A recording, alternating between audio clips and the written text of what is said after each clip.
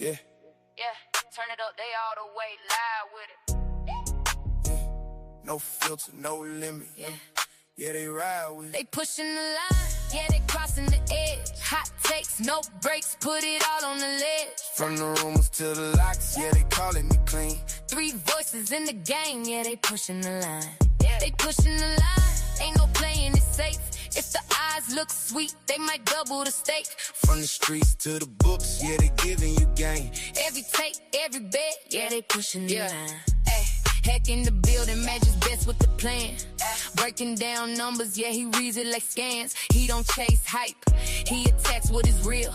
If the line looking off, then he's making the deal. He see movement, the code, what they show. Vegas think they slick, but he already know. From the spreads to the props, he precise with the aim. If it's value on the board, he aligning the game. No fluff in the talk, just facts when you speak. Got the pulse of the game every day of the week. If he faded, it's pressure. If he played, it's gold. Yeah, he pushing that line to the bankroll fold. They pushing the line, yeah, they crossing the edge. Hot takes, no breaks, put it all on the ledge. From the rumors to the locks, yeah, they calling it clean. 3 voices in the game, yeah, they pushing the Ay. line. 6, 1, 5, parlay slayer on the rise. Stacking plays together, got that fire in his eyes. Connecting all the dots, building slips with precision. 3 legs, 4 legs, every move got a vision. He talks spicy on the mic, keep it real every time. If the public too heavy, heat fading that line. He ain't scared of the risk, he embracing the grind. If it hit, they celebrate. If it miss, they rewind. From the locker room talk to the breaking news, he the voice of the streets with the betting views. Every pick got a story, every story got weight. So when he call out a play, better lock it in straight. Pushing the line, yeah, they crossing the edge. Hot takes, no breaks, put it all on the ledge. From the rumors to the locks, yeah, they calling it clean. 3 voices in the game, yeah, they pushing the line. Yeah, Battle Wolf 90, yeah, he moving the night. Seeing angles in the dark, bring them all to the light. He dissect every matchup, every boomer that's hot. If it's buzzing in the league, he connecting the dots. No filter in his voice, he gon' say what it is. If they ducking the smoke, he exposing the biz. From the trades to the drama to the plays on the field. He the truth in the booth, yeah, the facts get revealed. Got that instinct, he hunting the edge. While they playing it safe, he ahead of the hedge. Every tape got bite, every segment got flame. When the wolves start talking, better respect the name. Uncut, unfiltered, yeah, they bringing the truth. From the best to the headline, straight out the booth. If it's trending, they own it. All right, I know that was a little long, but we had the new theme song, had to go ahead and get it in. What's up, everybody? Welcome back to another episode of Pushing the Line Sports, Cooler Talk Edition. We are going to have our questions open to the NFL Draft. 615 Parlay Slayer, Veil the Wolf, and you know who I am. We here. You pointed the wrong way. Hey, on my screen, they show you right there. Yeah, just point the wherever it showed me at, point the opposite way. You right there. I am right there. Okay. Live and in HD. Hey, you cleared in the motherfucker this week. Ain't no peach fuzz. I'm trying, baby. I'm giving it all I got. The most important thing we're gonna talk about today is really only gonna take me 5 seconds. Today is Randall Cunningham's birthday. That's all that I needed to get out. Rockin' Randall. He's the reason I'm an Eagle fan. He's one of my favorite players ever. So happy birthday, Mr. Cunningham. I got your jersey. If I ever see you, please sign it for me. You and my cousin Angus would get along just fine. That was his guy too. Your cousin who? Angus, James Buford Angus. Well, if that ain't a slave name, I don't know what it is. It is. Good Lord. I know he got some whoop marks on his back.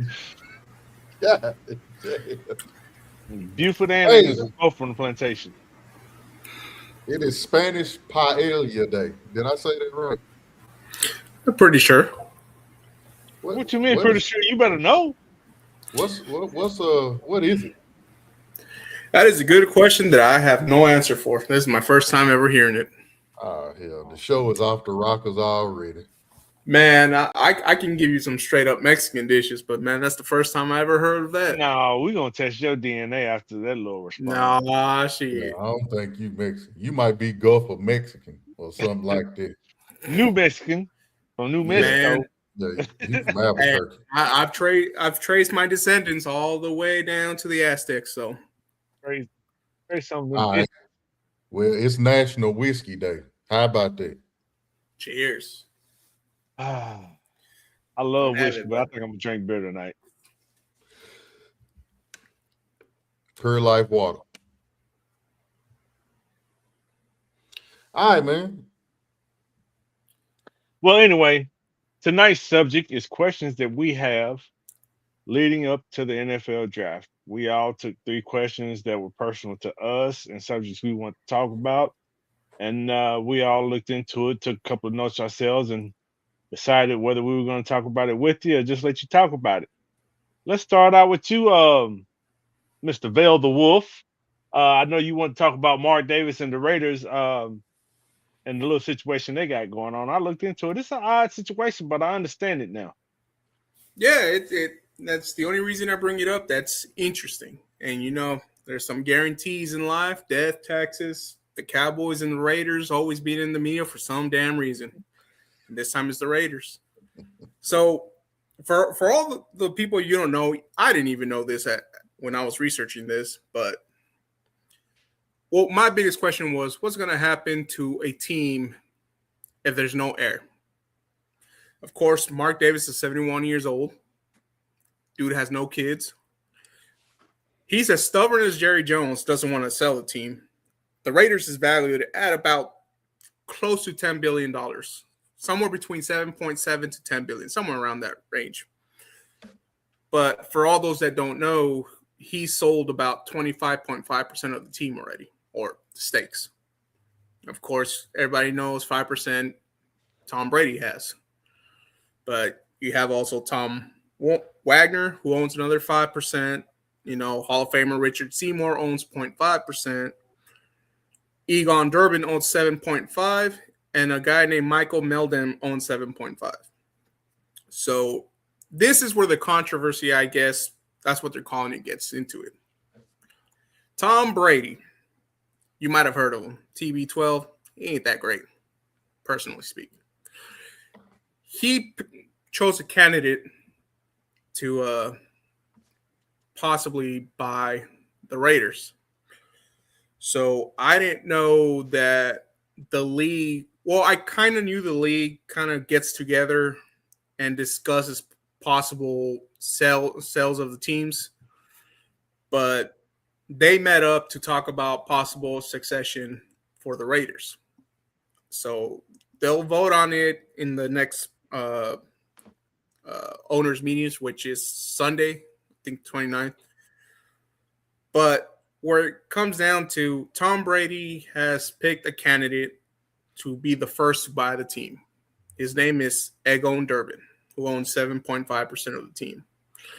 Now, this is the interesting thing.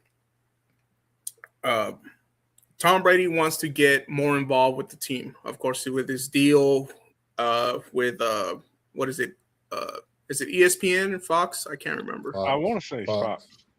With his deal with Fox, you know, going on, he's limited on what he can do because he's minority owner of the Raiders.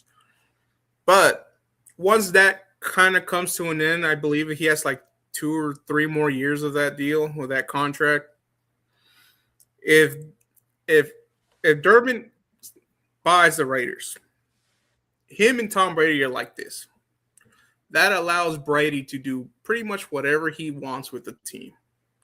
I know he's trying to get involved with the draft. I know he wants to get involved with coaching, with front office, with all that stuff. If somehow Durbin finds the money, because he's only valued at like almost $3 billion. But if he finds the money to take ownership of the Las Vegas Raiders, how much leeway will Brady have in the future when it comes to draft? We all know he wants Mendoza. or so the rumor is. So a couple of things I took from this when I looked into it. This is not a sale right now, and No. like you said earlier, they're going to get together. They're going to vote on it. A lot of people don't know it, but anytime a team is up for sale, the league has to approve the sale, and I think that goes through voting of the owners to approve yay or nay.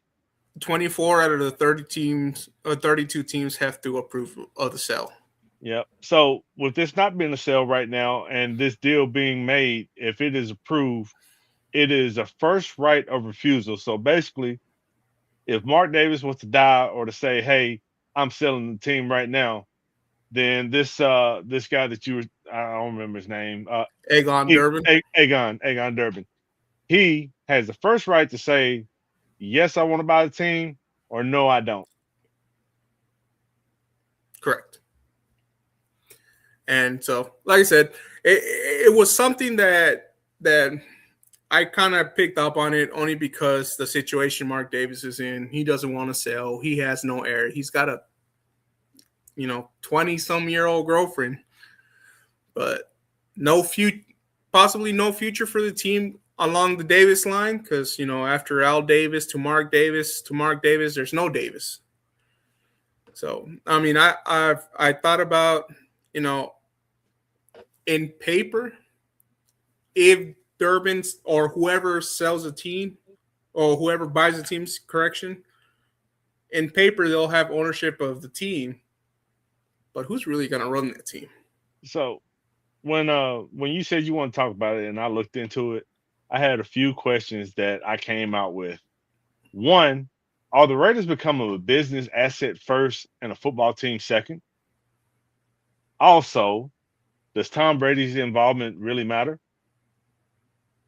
My third question was, would a new owner like Durbin change the culture or just balance the sheet? Well, some of the things with I don't know if Durbin would change the culture. I mean, he's already invested in a lot of different sports. I think he has an investment with the Knicks. He's got 2 investments with soccer clubs. I think one of them is New York and something else. But I think the fact that I think Tom Brady is pushing this. It could be a business thing in the end, but I think the competitive mind of Tom Brady, I think he's pushing this so he can somewhat have as much control as he can to run it the way he wants to see. I think his competitive juices are still there. A lot of people talk about that switch that's hard to turn off after retirement, and even in the workforce, just regular Joes like me and you. Once someone retires, man, a lot of people say it's hard to turn off that switch. So I think Tom Brady's just having an issue of just turning that switch off, and he just wants that competitive, and this is the way he can do it. He's basically manipulating the system in his favor for the future. Yes. All right. Now that we got that settled, let's talk about a few of these prospects that have been through the combine. Some are going through their pro days. Some are sitting out all of it. But there's some interesting stuff going on as far as people's workouts, where they might be headed, some rumors, what teams should and shouldn't do, will and won't do. And there's a prospect that caught my eye over the past couple of weeks with what he did in the combine and what he's doing in his workouts. Kenyon Sadiq, the tight end from Oregon. Now, if you look at the tight end position in this draft, there's Sadiq, and then there's everybody else. He's probably going to go in the first round. Anybody else probably ain't going to go before the third round. This man ran a 4.39 40-yard dash, the fastest Broke ever the by a record. tight end. That is He amazing. had a 43.5 vertical and 11-foot broad jump. So he basically broke the athletic scale for tight ends. What's up, Shy? We see you in the chat.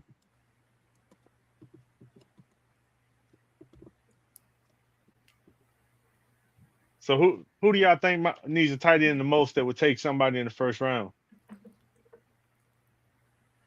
The Titans. Man, shut that shit up. You asked the question. Who's your tight end? Go ahead and say Daniel Bellinger so I can say Kenyon Sadiq again. Just try. Go ahead. Say Daniel Bellinger so I can say Kenyon Sadiq. Matter of fact, this is what I want you to do. I want you to say it, and then I want you to go back because I want you to say it with confidence because that's how you're going to say it. So when the show is over at like 10 o'clock, 11 o'clock, right before you go to bed, I want you to push this podcast forward to the 15-minute mark. And I want you to hear yourself say, when I asked you who your starting tight end is, I want to hear you say Daniel Bellinger. So you can take your pillow and slap your ass to sleep for not getting Kenyon Sadiq. That's what I want you to do. Say it with your chest, homie. Yeah, first of all, I can't say it with my chest because that's still one of the moves that the Titans have made that I don't fully understand yet. Kenyon Sadiq. Nah, we got bigger needs than that. We got bigger needs than that. What? We got bigger needs than huh? What? You know what? No, I'm finna kill you. Go ahead. No. You know what? I've been quiet the first 14. No. You know what? There's a section in this show for us to talk about the Titans. We're gonna talk about the Titans then. Wear your ass like an old pair of jeans too. Hey boy, shut that shit up. But in all seriousness, tight ends like this scare me because I don't think he'll be a good tight end. I think he's with his build. I think he's more of a tweener. He kind of reminds me of Vernon Davis. Yeah, Vernon Davis was fast. He was kind of like this. I don't know if he jumped as high, but I know he was pretty fast. Vernon Davis, he burned out. So what's gonna happen? Because he's so athletic, they're gonna try to move him all over the field. They're not just gonna let him be a tight end. Can he? Now, from what I'm seeing, they've already projected him as a move tight end. So they want him to play tight end and halfback. That right there spells disaster for me. Already for me. The first thing I see, he has elite pass catching skills and he's a versatile alignment potential, which means he's more of a wide receiver type tight end than he is a tight end type tight end. Yep, and if you're a running team, that's going to hurt you. Yeah, and the tight ends that's been successful just because we play fantasy football, it's been the Tyler Warrens, the Dalton Kincaids, the Tucker Crafts, the Sam Laportas, the Brock Bowers, the kind of non-athletic white guy tight end. In every situation, tight end. But they always open. They always catch the ball. It's like they are faster versions of Jason Witten right now, and that's who's getting it done. I agree. But it'll be interesting to see where he goes. If you get something like this, which is why I said the Titans, a young quarterback's best friend is always going to be the tight end. And if he's that fast and athletic, Cam Ward can pretty much put the ball anywhere with this athleticism. He can go get it. But in order for the Titans to get him, they're going to have to drop down. They're going to have to get some more picks because he ain't going to be there when y'all pick again. So just like I said, remember the Kyle Pitts hype train. Kyle Pitts, he's getting better. But the potential that they made him out to be, he still ain't reached it. He's just a good tight end. But they drafted him at number 4. Didn't they draft him he was the highest rated drafted tight end, right? I want to say it was a little lower, but I might be wrong. I know he was in the top 10 somewhere. He was the highest drafted tight end, and he's coming along. Was it 6? It was either 4 or 6. It was one. It was one of 4th overall. 4th? Oh yeah, that was too high for a tight end. Yeah, exactly. That's what I'm saying. If you draft him that high, he needs to come out at least Pro Bowl level. Kyle Pitts, he ain't panned out to be the 4th overall pick. You right. I mean, I would still took a first round, but I don't know about no fourth. Yeah, Hmm. he's Hell the no. only tight end in history that's been drafted at 4. I'm pretty sure the GM that made What that year was draft that, was Abe? fired. 21. Who was drafted number 5? That is a good question. While you look that up, go ahead, Hack. What's the next topic? The next topic is the Kansas City Chiefs. What are their choices? Yeah, that's my question. Ain't It sure is. it? I mean, don't get me wrong. It's a good question.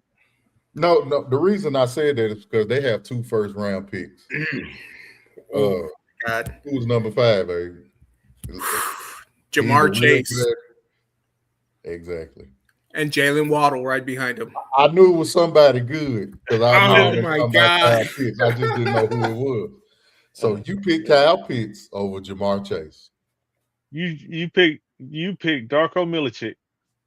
over Carmelo Anthony. All right. Yeah, That's exactly what they did, Heck. You are 1,000% Before on we move on, these are the 3 wide receivers that we'll pick right after Pitts. You have Jamar Chase, Waddle, and Smith, Devonta Smith. Yep. And if I ain't mistaken, Michael Parsons was right after Devontae Smith because Dallas had the next pick. It was Justin Fields and then Parsons. Yep. Yep. I remember that draft because I was excited for us getting Smith. I wanted Parsons, but we needed Smith. So you all that talent, and you picked Kyle Pitts. That's why he got fired. So But you go ahead. said Kansas City had 2 first-round picks. I saw that they had number 9, but I didn't even look to see if they had a second pick. What's their second pick in the first round? Well, I think that they got it for Trent McDuffie, if I ain't mistaken. That was the pick they got. Okay. They traded Trent McDuffie. So they traded both of their corners that they had. I know they got 2 first-round picks. I think Oh, one of yeah. them- Pick 29. Yeah. So you traded y'all pro corner. You got rid of Jawan Taylor because he couldn't stay on side. Yeah. You got rid of Isaiah Pacheco, but you addressed your running back with Kenneth Walker, and you got rid of Leo Chanel. They really don't have a pass rusher. They kind of rely on I think is it Karlaftis? I think that's his name. Oh, yeah. And Chris Jones. Go ahead. Oh, they also signed your boy, DeMercado. Amari DiMercado. Yeah, they signed him. Yeah. They got a backup in Justin Fields. Which I think helps Justin Fields. If Patrick Mahomes ain't ready week 1, I think this move may revitalize Justin Fields' career to some extent to where he's at least a viable quarterback. So their biggest needs in this draft are cornerback, wide receiver, edge, defensive line, and linebacker. Man, the whole freaking defensive line. Yeah, Pretty their much. defense, honestly, their defense, because of their sometimes lack of offense, has been carrying them. But now you're starting to lose people on the defensive side of the ball in important places. Now you have Patrick Mahomes that's injured. Kelsey's on. This is probably going to be his last season. This is probably it for him. And if we being honest, if we being 100% honest, I don't think Xavier Worthy has panned out to what they thought he was going to be. They thought he was going to be the deep threat, but Kansas City really didn't have no deep passes last year. They were short passes with a bunch of yak yards. So he hasn't panned out. Rasheed Rice can't stay out of trouble. If he can stay out of trouble, Rasheed Rice could be a top 10 wide receiver, but he can't keep his ass out of trouble. So it's kind of like they still a good team, but I don't think they're that dominant team. So what do you go to? What means the most to you with that first pick? To me, I would take offensive lineman because if Mahomes ain't there, it's checkmate anyway. You right. That's me. You right. Do they bring back Tyreek Hill? If you do, is he better than Xavier Worthy right now? Because they pretty much play the same position. They pretty much play the same position. Yeah. So Wasn't Hill hurt? Yeah, he broke his ankle, I believe. He broke his ankle, That's what it but was. as crazy as it is and as good as he's been, he's still out there. Yeah. Him and Juwan Jennings is still out there. If you don't want Tyreek Hill, go get Juwan Jennings. Oh, it's got to be something going wrong with Juwan Jennings because I'm like, every time he play, go ahead. Juwan Jennings has priced himself too high. Okay, so he won't like a $30 million contract. He wants something in the 20s when he's more between 15 and 18. Yeah. So, yeah, I get that. It's like they got a lot of questions, but I don't think 2 first-round picks are going to answer all the questions that you got. You got to address the offensive line because Patrick Mahomes is going to turn into Joe Burrow if you can't keep him upright. Then you got to find him somebody to throw to because his number one target is getting older. He's not as mobile as he used to be. And then you got to find some corners because you got receivers in that side of the conference. You got quarterbacks that can spin it, and you got to be able to stop them. So they got a lot of questions. Yeah, they got to face Waddell now twice a year with a quarterback that can throw the deep ball. Absolutely. So you got Denver. If they put out Jalen Waddle, they put out Cortland Sutton, Troy Franklin. You can't guard none of that. Marvin Mims. And Marvin Mims, let's say you go over to the Chargers, they got Ladd McConkey, they got Quentin Johnston, you got the kid Omarion Hampton coming out the backfield that can catch the ball. The tight end that came on for them, is it Gadsden? Oronde Gadsden Jr. out of Syracuse. You can't check that. If the Raiders, since we was talking about them earlier, if they ever get any kind of damn wide receiver to help Brock Bowers, you got to check somebody. God forbid you play the Bengals or the Bills or somebody like that. You're going to get beat now. Right. They're not as formidable as they used to be. So that's my thinking. Well, we also got another team that has 2 picks in the first round, the Miami Dolphins. Yep. They went out, got their so-called new franchise quarterback, paid a pretty penny for him. I don't know what lies they told him for him to come down there and sign that contract, but it looked good at first. Looked like he's going to have Jalen Waddell to throw to, but Jalen Waddell is now all his damn talent away. I don't understand that. Traded it all away. The defensive captain, Minkah Fitzpatrick, gone. I mean, what do they have left? They got a couple of running backs. Good weather. That booger sugar. I tell you, the good thing about Miami right now, Malik Willis and Devon Achane together, that can be a mean rushing attack.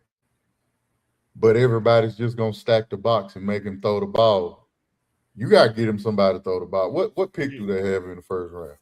They've got number 11 and 30. You better get you a wide receiver and quick. Their biggest needs in the draft are wide receiver, corner, edge, offensive line, and safety. So they're projected to get Jermon McCoy at 11. And possibly, what position is he? Cornerback. He's a cornerback for the Vols. Okay. And McNeil Warrens, he's the safety from Toledo at 30. So they going secondary. At least that's what they're projected. So I'm gonna tell you, that first pick.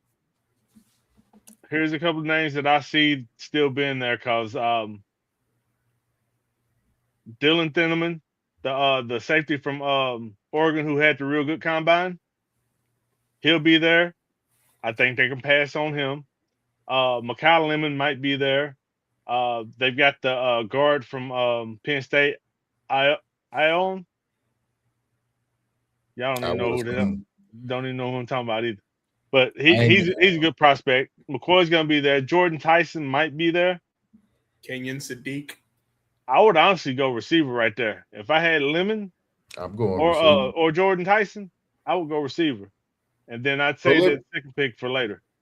I got a question that's not on our list, but it's a good question.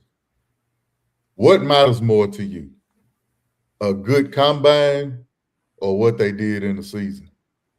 Let's say you have a great season as a college player, you have a bad combine, and let's say you have a decent, okay season as a player, but you have a record-breaking combine.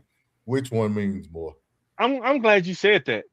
And my opinion on it is the stars that you've seen their body of work, you've got all the film on them, and you know what they can do on the film.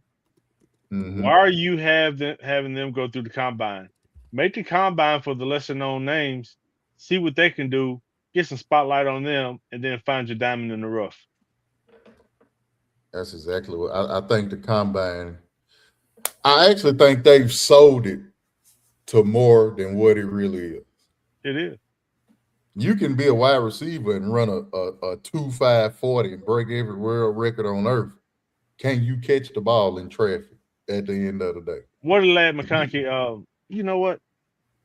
If you can catch the ball, you can be a wide receiver.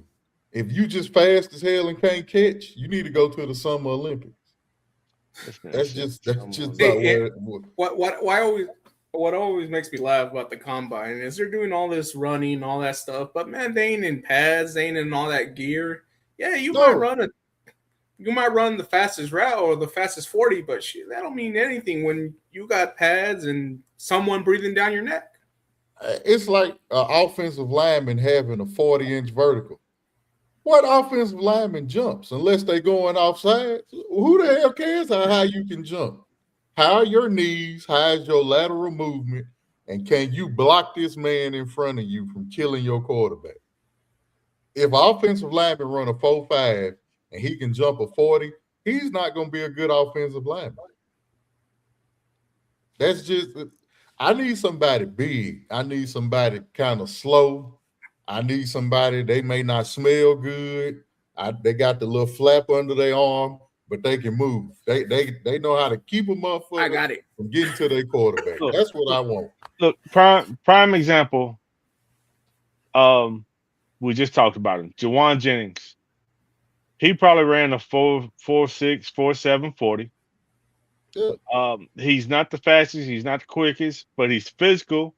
He plays the game right. He's gonna block. He's better than these guys that's out there running 4.2s and 4.3s. Exactly. See, Michael Irvin didn't have break record speed. Man, Michael Irvin ran like a 4.6.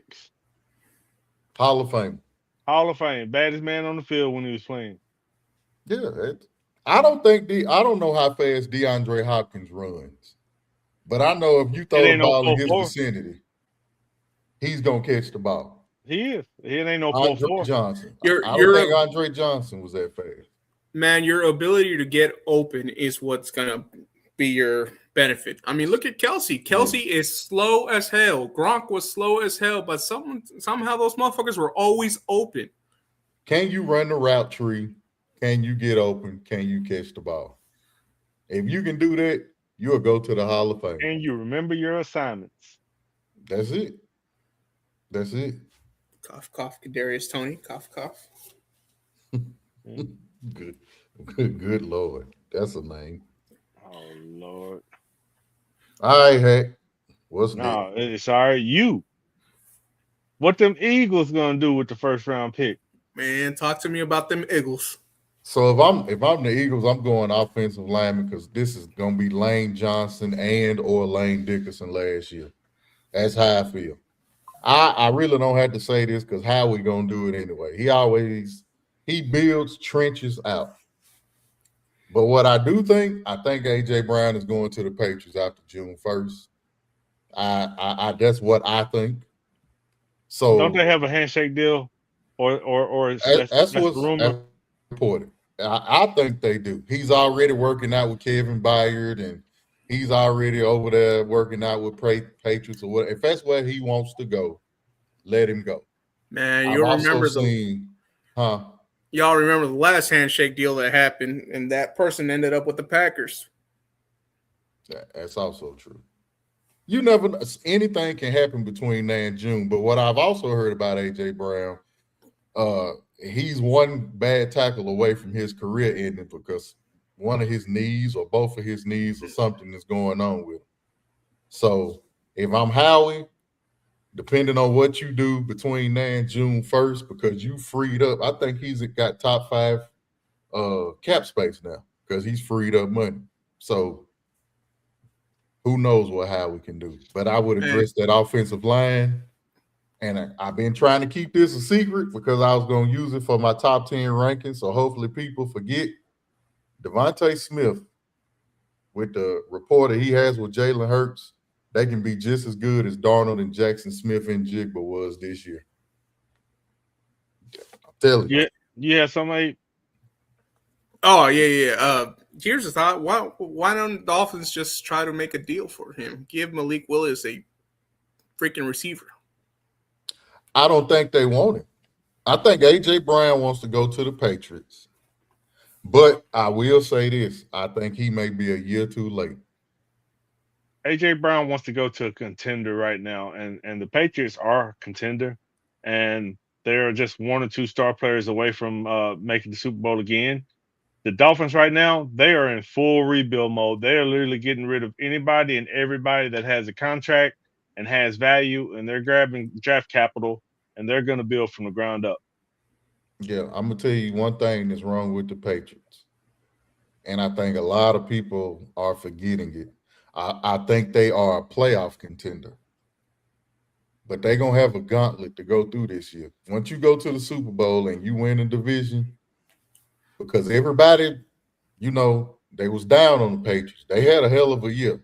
Mike Vrabel can coach. Drake May can play the quarterback position. Well, you're not tripping on that at all. That defense is, if Christian Gonzalez is healthy, that defense is amazing.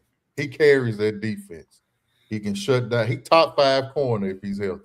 Top 3. But now you're going to have to play all the good teams. Will you have home field advantage this year? You got after C.J. Stroud. You got after who did they play? Was it the Jacksonville? Was it Jacksonville? No. I forgot who they played. I think it was the Chargers. But next season, you're going to have to play them teams in the regular season. All the good teams, Baltimore, Cincinnati, the Chargers, all of them are rebuilding. Denver just got Jalen Waddle. So, and then you play Denver. Denver didn't even have a starting quarterback in the championship game. So, we'll see. Too. Yep. But I do believe in the Patriots. I believe in Drake May. I believe in Mike Vrabel. I believe in Josh McDaniels as an offensive coordinator. And I believe in that run game. If Ramondre Stevenson ain't fumbled, New England's still going to be good. They still an 11 or 12 win team. I hope the Patriots go downhill. I hate the Patriots. You know what? Let's get back on subject real quick. We asked what are the Eagles going to do? So if they trade A.J. Brown, which looks like it's going to happen, one of their top needs is going to be wide receiver. They do need a tackle. They need an edge. And I'm pretty sure they need a safety. Yeah, because I don't know if he believes in McCool. Yeah. Where are you guys picking, Mike? 23rd? 20, yeah, I think it's 23rd. They got us picking Peter Woods on some. On some, they got us getting a wide receiver. I think I seen KC Concepcion. Every mock draft that you look is different. It's always different. So, okay. Yeah. So Howie's already went out and started signing backup wide receivers. So he's already addressing that, and it looks like he knows that AJ is gone. So he's going to have Devontae Smith as that number 1 receiver, and then he's going to have receiver by committee. That way he don't have to worry too much about it. If they do draft a wide receiver, I see Omar Cooper still being there, Denzel Boston being there, KC Concepcion being there. But I don't think that is where they're going to go. Because if Keldrick Falk from Auburn is still there at edge, I think that's where they're going to go. They do. He values edge rushers. But one thing I think Howie knows, I think the organization knows, Jalen Hurts needs somebody that can go get it. He needs a big receiver that he can throw to. Devontae is a game breaker. He can do that. Well, He can get 100 catches and when they trade 1,500 AJ yards. Brown, we've said the name a couple of times. He's still out there. Juwan Jennings. Juwan Jennings. It wouldn't shock me. And honestly, I tell you a name I'm surprised they didn't get, and it may be because he hate Philly. I would go get Debo.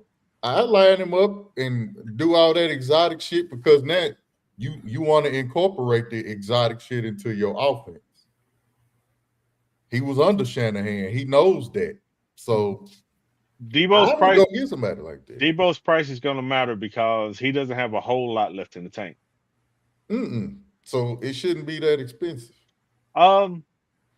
If you can get him to buy in, I wonder what Brandon Ayuk's price tag is going to be. Hell no. Motherfucker said, hell no. I tell you why. I think he may have done something really serious to his knee. Nobody wants this dude. This dude had a season that got him a hell of a contract, and he just sat out the whole season.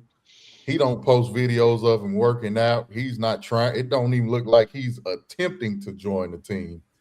I think something may be worse there. It could be attitude. It could be anything. Oh, it's definitely attitude.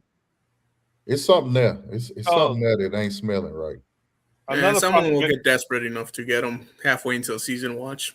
Exactly. The Titans. The Titans. You mispronounced Steelers. One other prospect that I saw as Philadelphia possibly getting, if they decide to go offensive line route, is Caden Proctor might still be there from Alabama.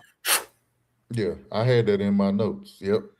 That was actually the guy I initially had in my notes. If he's still there, I would hope to get him. See, you had me look into stuff, and I'll look and I'll find some shit, damn it. Yeah, if Caden Proctor is there when we pick, that's who I would want. Well, let's move on to some quarterback talk. We obviously know who the Raiders are probably going to pick at the number 1 pick, and that is Ty Simpson, not Ty Simpson, Fernando Mendoza. But if you listen to Dan Orlovsky, they should pick Ty Simpson. Hey man, yeah, that's what I got right here too. I don't trust the man that runs out of the back of the end zone and think he's still in. You know what? That was dumb, but I will say the dude knows football. He do. That's all I give him that. The man knows football. And at the end of the day, he may not be wrong. Yeah. Because you never know. So Ty Simpson is one of the top quarterback prospects. What are you thinking about him, Abe? I know you want to talk about it. Well, you guys already touched on it. Dan Orlovsky says he's the best possible quarterback in the draft. But, man, you look at what Mel Kiper said. If you guys seen that he's worse than Shedeur Sanders. You never know. Who? He's worse than Shedeur? That's what Mel Kiper said. I haven't trusted Mel Kiper since the 80s. Mel Kiper was high on Shedeur. So what is he saying? I don't know. But, I mean, you got possibilities of who may take him. A lot of people think he may squeak in the first round, or he may be the first pick of the second round. But Ty Simpson? Ty Simpson. Yeah. There's a lot of stories about that, but someone's going to get desperate enough to try to get him. I mean, you got the Jets sitting at 2 and at 16. I'm glad you said that. If he falls, they were talking about him falling down the draft. If he's there at 16, does Jets get him, or does Arizona pick him up with the 3rd pick? So here's my thing. Ty Simpson, the way it sits right now, I feel like he is a 2nd-round quarterback. If he had went back to school and had another year of experience under his belt, I think he would have worked his way into a top 10 pick. But right now, the way it sits, I think he is a second round pick with a little development to go. But he's going to be a good quarterback. His dad is head coach at Martin University in West Tennessee. So he's son of a football coach. So he's been around football all his life. He knows the game. He just needs the repetitions and the speed of the game to be one of the top prospects. So I'm gonna disagree with you for the sake of a show. I think Ty Simpson may be better than Fernando Mendoza. I think in any other world, he probably would go before Fernando Mendoza. I can agree with that. I think Indiana is such a great story, and people like Fernando Mendoza so much because of his character, his attitude, and he's such a likable guy. I don't think he's really the best quarterback in this potential. I don't think he's the best quarterback in this draft. You know what his storyline kind of reminds me of? Oh, Tim Tebow. Great story. Yes, but he's a better passer than Tim Tebow. So, and I think Curt Cignetti is such a good coach. He made Fernando Mendoza look better than what Fernando Mendoza is. So go ahead, Heck.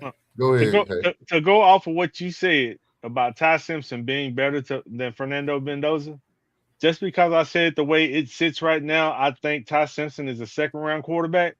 That don't mean I think Fernando Mendoza is better, because I don't see any of these quarterbacks really being complete first-round talents in this year's draft. But you've got so many quarterback-needy teams that they're reaching. Absolutely. Yep. And what I was going to say about that, I think I don't know how to watch. Let me say that. I can watch tape and you can see things, but y'all seen it just like me. The one thing Fernando Mendoza does well is the back shoulder throw. That back shoulder throw to Omar Cooper, and I think his last name is Sennett. He's from here, I believe. He went to high school here. Whatever his last name is. I know who you're talking about. No, it started with a B. I'm gonna say it, and it's gonna sound racist. The white boy. Yeah, him. He a bad motherfucker. He was so efficient with throwing that back shoulder throw. Because they know you can throw that back shoulder throw. When you go to Las Vegas, who's going to catch that?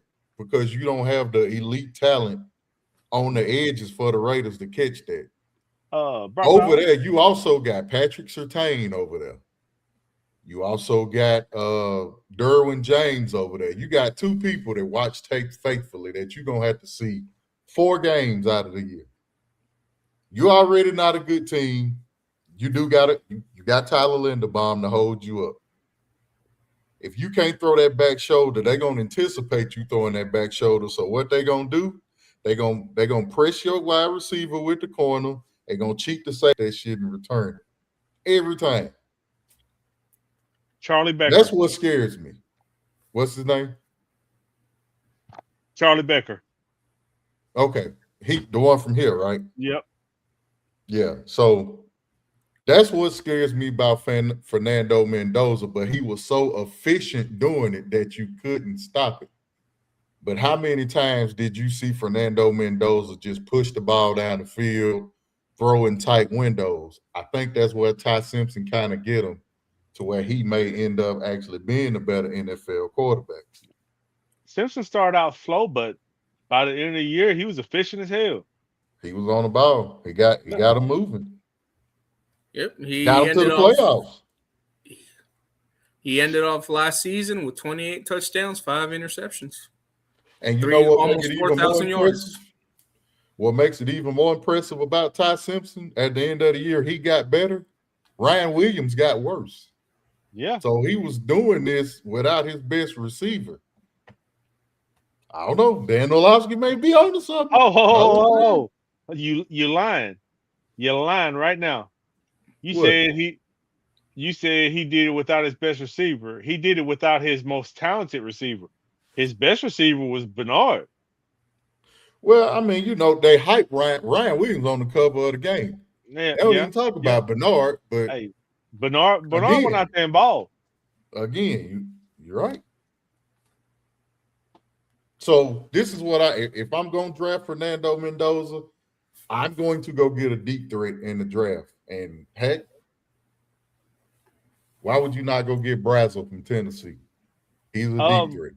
I'm gonna tell you, if you can get Brazel late and pair him with Dante Thornton, Late. as they grow, you got deep threats on both sides. With Bowers. Yeah, stretch the field, throw it underneath. So let's circle back to Ty Simpson real quick. So with teams needing a quarterback, just to name off a few, the Jets, Arizona, a few people have the Browns in there, the Rams with Matthew Stafford. Unfortunately, my team. Who do you think is going to pick him up? I think he would be a good fit for Pittsburgh. Where are they drafting? 21, like always. 21 for the last 18 years. If he's there at 21 and Aaron Rodgers is not coming back, I'd say go ahead and get him. It's time, bro. Look, most quarterback needy teams that are up high in the draft, they need to at least trade down and get some draft capital if they plan on drafting Ty Simpson, the quarterback. Don't reach. Do you have the draft order in front of you right now? I mean, yeah. What do you need? Who's 20 and 22? 20 is Dallas Cowboys. Mm-hmm. 22 is the Los Angeles Chargers. The Chargers, yeah. Okay. Never mind. The Rams don't have a first round pick, do they? Nope. 13. Oh, yeah. They got them 13. The Rams? The Rams. Yep. Yeah. If I was the Rams, I would move down and take Ty Simpson. I would let him study under Matthew Stafford and Sean McVay for a year. And then I would, if Matthew Stafford don't come back, because that changes, I would get Ty Simpson.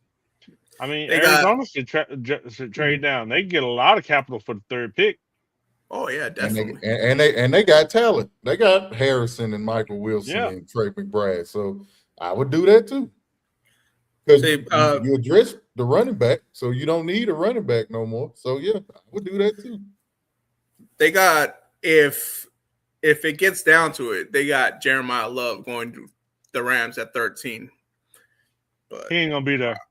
I don't think he's gonna make it there. Jeremiah Love would have no reason to go to the Rams. They've still got Blake Corum and they've got Kyren Williams. No need. Yeah, but hell, you never know. You never know. That year Detroit didn't need a running back. They sure got Jahmyr Gibbs. Man, golly. Carson Beck. What we got on Carson Beck? Man, that's another quarterback that's being talked about a little bit. So he's definitely a second-round pick. I don't see anybody taking him in the first round. Hell, he's projected to. Not to cut you off, tie Carson Beck in with my question about who's the third best quarterback. All right, so he's pretty much the third best quarterback going in the draft. Come from the U. And so the thing is with him is some people are high on Carson Beck. Some people say he's as of how they have the QB order right now, it's Mendoza, Simpson, Carson Beck, but there's some people that have Beck and Simpson switched. Based off how he played last season, I mean, I have his stats somewhere around, I think. What I did, while you on Carson Beck, I picked 3 quarterbacks. I picked Carson Beck. I took Gary Nussmeier, who at the beginning of the season was supposed to be a top 5, if not number 1 overall pick, but he fell off. I took Drew Allen. I left off the quarterback from North Dakota State, and I left off Taylor Green. So I picked these 3, and they're pretty much the same. Gary Nussmeier, the good, great from the pocket, understands route depth, quick release, understands ball placement. The bad, he's injured. He had that patella tendonitis. He gets careless with the ball at times. LSU had a bad year. His stats plummeted. It was just a waste of a year. As far as when we talk about Carson Beck, when he's in rhythm, he's consistent.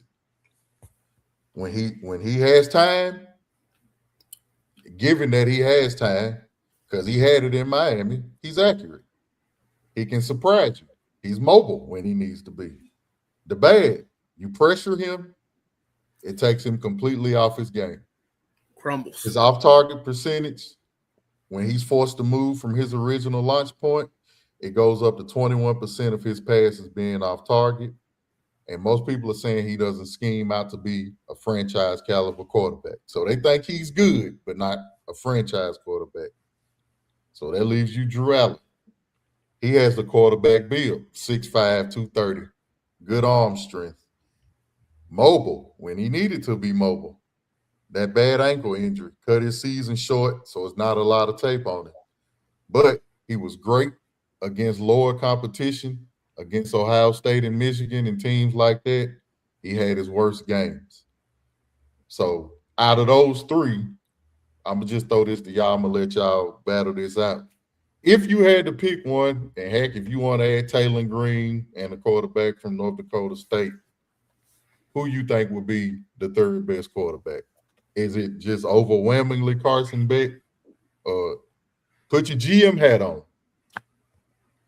Because if you ask me, I would take Drew Allen. It depends on where I'm drafting. Let's say you got the 10th pick in the second round. Ty Simpson is gone. Fernando Mendoza's gone. I knew they'd be gone. All of them are healthy. All of them are healthy. All of them are healthy. Yep. I think Drew Aller and Nussmeier have a higher ceiling than Carson Beck. But I think Carson Beck has the higher floor. Depending on what style of offense you're running, depending on how good of a quarterback developer do you have. If you have a quarterback developer, Drew Aller's your guy. Minnesota, Drew Aller's your guy. Drew Aller. Garrett Nussmeier would do good in Minnesota. I think Carson Beck's going to end up being somebody's backup long term. And here's where you come in, hey. I'm finna throw this lob to you. Y'all got Mike McCarthy now. Mike McCarthy had Dak Prescott looking like a damn MVP. So out of those, if you say you need a quarterback, who would you take? Probably none of them, to be honest. I personally will stick with Will Howard. But it's got to be a reason why they're not giving Will Howard. You hear nothing about Will Howard. I mean, the only thing I've heard was when he was in training camp, he was good. He was completing his passes more than Rodgers was. But he got hurt. He broke something in his hand. And that's the last thing you heard of it. But based on previous quarterbacks that Pittsburgh has had, I'd probably go Carson Beck on this.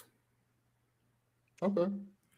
You have a big tight end and Darnell Washington. I don't know why I was going to say George Washington, but Darnell Washington, and then you have another tight end that's so great in the middle in Freiermuth. Then you have DK Metcalf. Yep. He can make the throws, we know, because of his talent that he had in Miami. Who's the other wide receiver Pittsburgh got? We just picked up good too. And from Pittman. Michael Pittman. Yeah. Michael Pittman. Yeah. So you have two elite wide receivers going down. Two tight ends. Mm-hmm. You have a pretty decent running back that we just got, or better than what we had, depending on what circles you talk to. I think Carson Beck fits the mold of Pittsburgh in the fact that, I hate to say it, besides Big Ben, he's a system quarterback.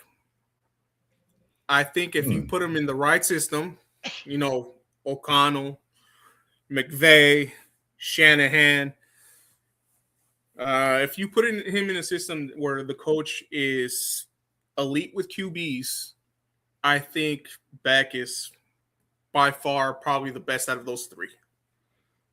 The ones that you named. That's great. Mendoza, I would have said Nussmeier for Pittsburgh. The comparison. What college did Michael Pittman go to? My bad. Did he go to LSU? Nope. No. Nope. He was in the SEC, right?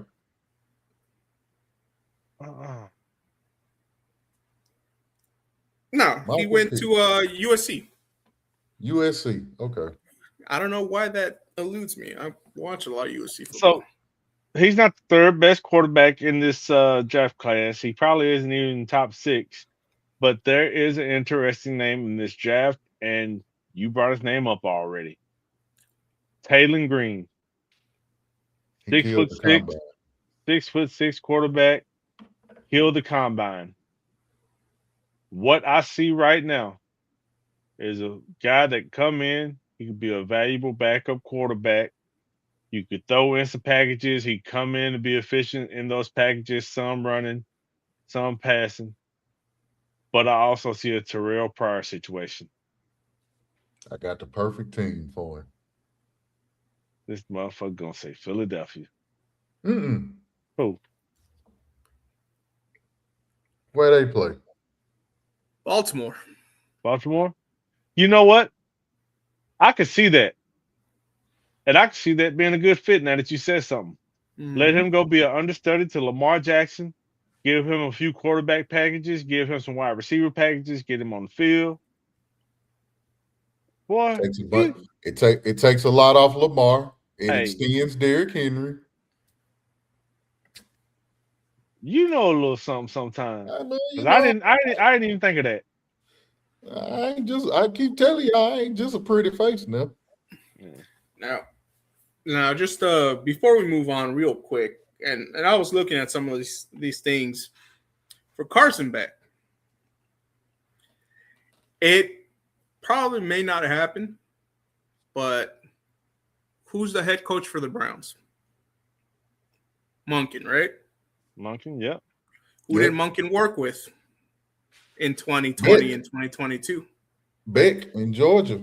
Yep. Mm-hmm. Pick him up at 24 or later in the second round. Also, you've got enough fucking quarterbacks. Let Monken tell it. He was the one that wanted to draft Shedeur to Baltimore. That's what he said. He also said that he recruited Shedeur to Georgia before he chose Jackson State. So a lot of people are shitting on Shedeur right now. Like he's not. At the end of the day, if you look on Wikipedia and you never watch football, it says Shedeur Sanders is a Pro Bowl quarterback. And as much BS as that is, Shedeur Sanders last year was a Pro Bowl quarterback. Yeah. Call it what you want. And don't get me wrong, he came in, he played well for somebody who didn't get any reps in practice. Yes. A coach that didn't want him. Yep. He wasn't fully prepared. He did so well that the guy that they drafted before him last year is an afterthought in the quarterback room right now, which we all knew he was better than Dylan Gabriel anyway. Mm-hmm. So I say, you got Deshaun Watson, you paying him all his money. You let Deshaun Watson and Shedeur Sanders fight that out, and you roll with whoever do that. Matter of fact, even if you want to give the job to Deshaun Watson, you make his leash about that long. One interception, you go. Yeah, I mean, you start with Shedeur. And if I'm the Jets at number 2, it's going to sound crazy. I may get cussed out. I know people like to rage bait. The Jets got the number 2 pick. You got Garrett Wilson. You got Breece Hall. If Joe Burrow wants to leave Cincinnati, if he really truly wanted to leave Cincinnati, I would make an offer. Force their hand. At least pick up the phone. Pick up the phone. Force their hand. Why not? You ain't got nothing to lose. You're going to suck anyway. Yeah. Matter of fact, I give you the number 2 pick and next year's second or third. You give me Joe Burrow. Put him with Gary Wilson and Breece Hall. See what you get. I can see it. He don't. If Joe Burrow gets on this team, as great as T. Higgins and Jamar Chase is, and Chase Brown on how he came on, you just traded away your best defensive player, Trey Hendrickson. Your defense probably gonna suck again, right? If he gets hurt again, he's already frustrated. He's already mad. He took you to a Super Bowl, and regardless of how we feel about them overpaying for Chase and Higgins, that trio should be doing better than what they're doing, and they're not even making the playoffs. So, just something to throw out there. That may get me viral in ways I don't want to go viral. But what's our next question, Hank? But before we move to that next question, I was trying to find something because you said Trey Hendrickson. They didn't trade him. He signed a free agent contract But yeah, with he went to Baltimore. Baltimore. But they signed somebody else that and fucking just a couple of million a year less than what Trey Hendrickson was wanting. I know they got Jesus. They got Boye Mafe, but I forgot. Did he come from Seattle? Yes. They got him. And I think that is who it is. They got a defensive tackle, Jonathan Allen. Those were they two. Yes. Those were they two. Yep. They just went and spent money on them. They should have just went ahead and spent money on Trey Hendrickson. But I think that relationship was broke. I think their relationship was broke and done with. He felt disrespected, and he probably wanted to move on. The last question.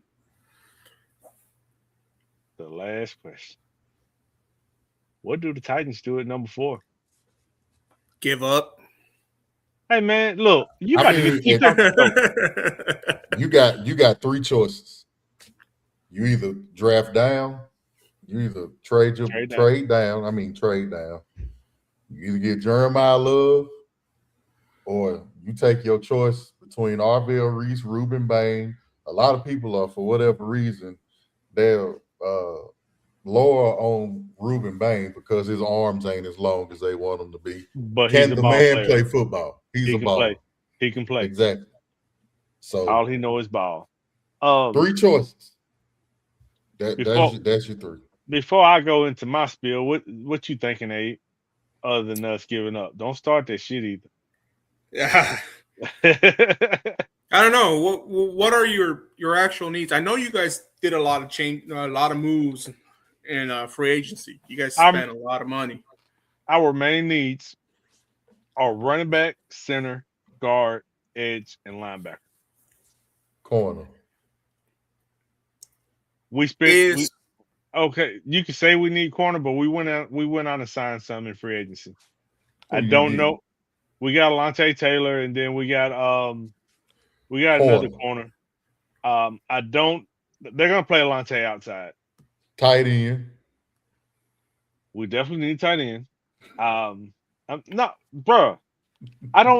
still don't understand what they saw in Daniel Bellinger to the point. Dayball. I don't give a fuck. Dayball's not the he's not the general manager. I'm with you. I'm with you. What about so if you need a corner, you're at 4, trade down a little bit, get some assets. If McCoy's there, homegrown guy. Nope. That's not the biggest need. Jeremiah Love. You got to get somebody. If Cam Ward is your guy, you got to get Cam Ward somebody. So Wan'Dale Robinson is cool. To me personally, you overpaid him. He's not a 1.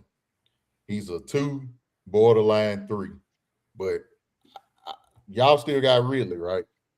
I ain't still- shitting on him. I'm asking a legit question. Really did a good thing because he knew that he was about to get cut because of his contract.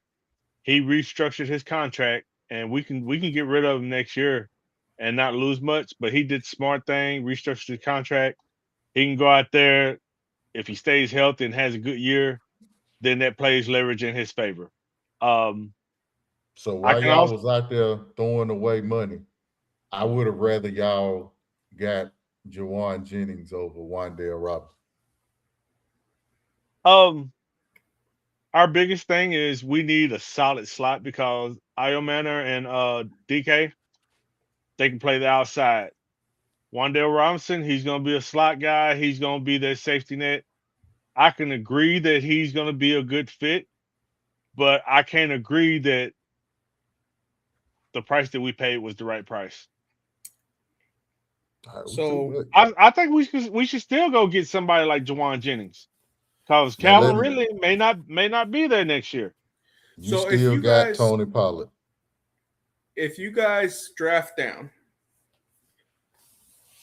and whoever needs whatever at 4, what is the possibility if you need a slot receiver, USC's wide receiver, Malachi Lemon? We need an outside receiver.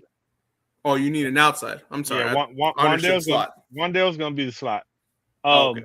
Calvin Ridley, he'll play outside. You got DK who made the Pro Bowl as a returner. He's going to get a shot at the outside. You got Alec Io Manor. He's going to get a shot at the outside. He played good early in the year. He just fell off late in the year. We've got some young talent, but at the same time, we don't have a solid number 2 on the outside. I'm sorry. Let me rephrase. We have a solid number 2 on the outside in Calvin Ridley. We don't have a number 1. Who would you draft at number 4? Carnell Tate. Honestly, I would trade down. But if I was staying at number 4, and I think it might be a little high to draft him here, everybody's been saying it, but I have to agree with it. Jeremiah Love could be a franchise back. But is that what we need the most right now? Is that what we need the most right now? I mean, you need everything. So everything. It wouldn't even matter. We need to trade down. We need to get some more draft capital. We're in rebuild mode. We started spending money somewhat wisely, but a few of our deals I was questioning because let me say I like the fact that we're getting guys that they're familiar with, that they feel like will be a good fit. But after those first 2 or 3 that they pulled in from the Jets and from the Giants, they started getting motherfuckers that shouldn't even make the Giants and Jets roster last year. So I'm swayed. I know we running past the hour or whatever, but this is good. This is good talk. I can be swayed either way. So I hope y'all disagree. At some point, if you're a bad team and you keep getting high draft picks, I'm in the mind that you should keep it and just keep getting the best player available, and eventually it's got to pan out to where your team get better. That would be Love. But I can also be swayed to where if I trade down and get more draft picks, I get more swings at the pitch.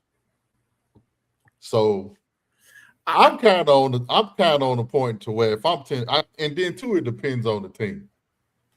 I'm kind of on as far as Tennessee goes. I'm kind of keep number 4 and get Jeremiah Love, or I would be happy with that. Or if Arvell Reese or Ruben Bain or however that pans out, because I think Arvell Reese gonna go top 3, 2 or 3. But I don't think that I'm not gonna say Arvell Reese wouldn't fit our need, but with a couple of the free agent signings that we've made, I think he's less of a need at that spot. I think Jeremiah Love is a better fit at that spot. If Sonny Styles happens to fall to 4, get him. I'm with it. I mean, I think Styles going to Jets. When you the Jets, huh? Oh, go ahead. No, you go ahead. When you the Jets and you suck, when you just a team that bad, just get the best player available. You gonna be trash. If you the Jets at this point, and I'm not switching over from Titans, but at the point when you the Jets, don't even trade down no more. Every high draft pick you get, you just take the best player available, and you just try to figure that shit out. But Man, if you the Titans, that's exactly what the Browns been doing for years on end. but you got eventually you got to start drafting the right players. And the problem with the Browns is their management is awful. Horrible. And the problem with the Titans have had some decent GMs after J-Rob. You got to get Amy Adams' ass out of here. You got to get her out of here. With a lot of draft experts say that teams like the Chiefs need a running back. I know they just acquired what's his name? Kenneth Walker. Kenneth Walker. Yeah. If they're still actively looking for that big name running back, would you trade down? You make a trade with the Chiefs. You swap picks. You get number 9, they get number 4. They can go get Love if that's what they want or whatever. Do you think some of these high receivers would be still there at 9? Yeah. Hell yeah. Yeah. Jordan Tyson might still be there. Carnell Tate be gone. I would call any team that's probably 20 and up who needs a running back and try to get as much assets as you can. And then go ahead. About good teams in a draft versus bad teams. If you're a good team like the Chiefs, even though you drafted Kenneth Walker, like the Eagles have done, even if the Chiefs do have Kenneth Walker, if Jeremiah Love dropped to number 9, they would still get him. Yeah. Yep. And it would make sense. They would still get him. If you're a bad team, yeah, you may have went out and got some free agents. Sure. You done spent all your cap money and you hoping that they paying out. If it's somebody at that 3rd, 4th, 5th, 6th pick, although you went out and got somebody, but you feel like they're a can't miss prospect, I say get them anyway. That's just me. I mean, if you drafting high, you gonna suck anyway. One player is very rare. If y'all can remember a time that it happened, one player ain't gonna take you from poverty to luxury. So I say just pick the best player. Whoever the best player is at that spot, pick him. We're going to see that. We're going to talk about the NBA draft. I know we're wrapping up. When you got a lot of good players coming out, and I really feel like on defense, it's a lot of good players coming out in this draft. I feel like Jeremiah Love is far and above the best running back. You pick the best player, and you just figure it out. So the Raiders, me and Hack was trying to tell everybody, don't get Genty. You didn't need Genty. And he didn't have the year that everybody thought that he was going to have, but they got him anyway. He came on late in the season. The same thing may happen to Jeremiah Love, but you know what the Raiders did? They went out and got the best offensive lineman in free agency. I think Ashton Genty going to be this year what they thought he would be last year. You just got to keep building. Yeah. Now, if you're the Raiders, now you got to go get some wide receivers. You got a dynamite tight end. You got one of the best centers in football. And usually if your center is good, it makes your overall offensive line good. Because your center, he can see everything. He can guide people where they need to go. And he's the main guy that's kind of the brain for your quarterback. That's how Kelsey was with Hurts. So you just got to build, bro. You just got to build. And that's what kind of made me mad about Pittsburgh. Like, stop begging Aaron Rodgers to come back. If Aaron Rodgers come back, you're going to go 9-8. Next season, you're going to draft number 21. You're going to miss out on all the good quarterbacks that they think coming out next year. Don't miss out on everybody in free agency. Yeah. Stop missing out on it. Ben is gone. let Will Howard play. If Will Howard can't play the QB, you got your answer. You go to the draft, you get as high as you can get, and you pick your quarterback for the future. Man, I would say start Mason Rudolph to lose some of these games, but shit, he gets lucky and wins some of these games. Mason Rudolph is not a bad. He's not a bad backup quarterback. Mason Rudolph, when given the opportunity, he plays well, but he is not your 16-game guy. Or go get somebody like Mac Jones. He's solid. You give him. I don't give a damn what nobody say.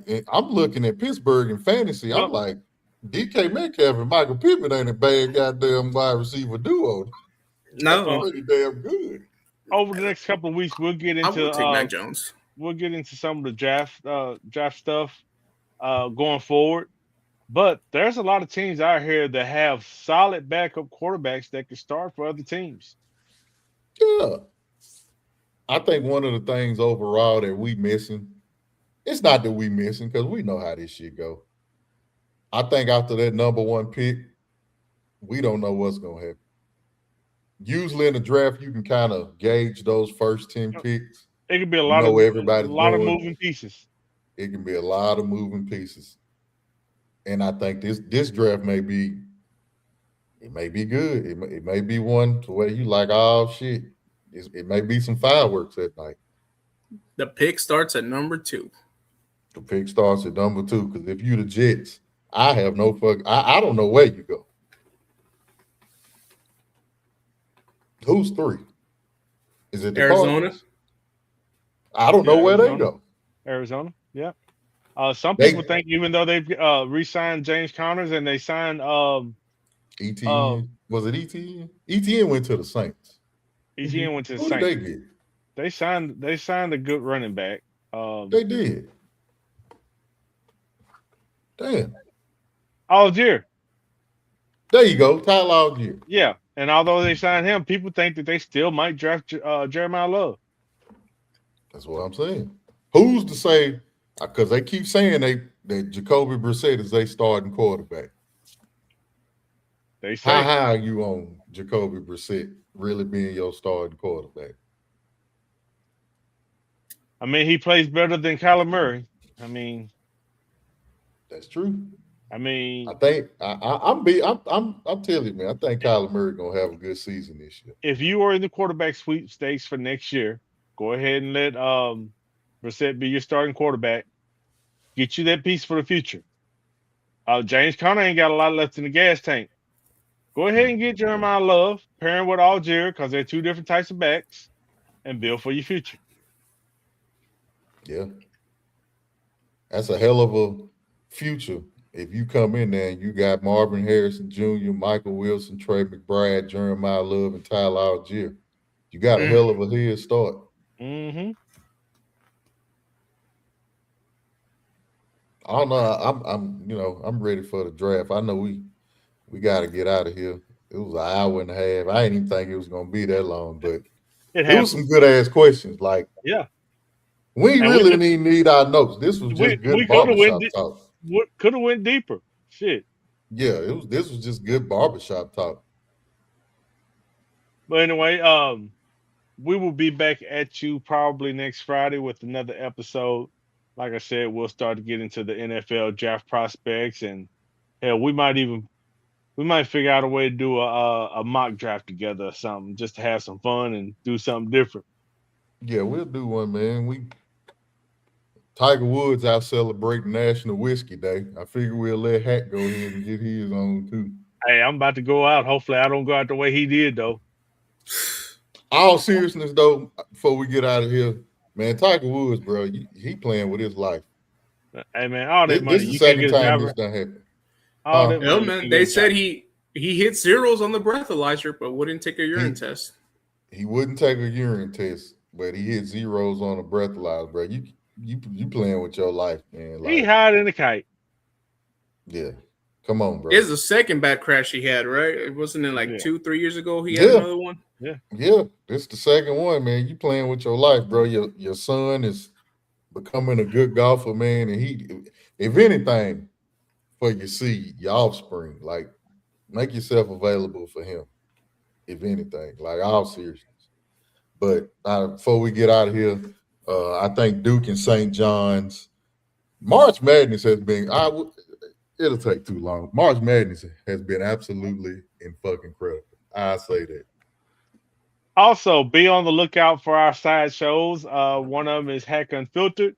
Then you got the bonus room with 615 Parlay Slayer. And down the line, Vale will have his own side show. In the meantime, in between time, peace out. Deuce. Yeah. They setting the tone, yeah.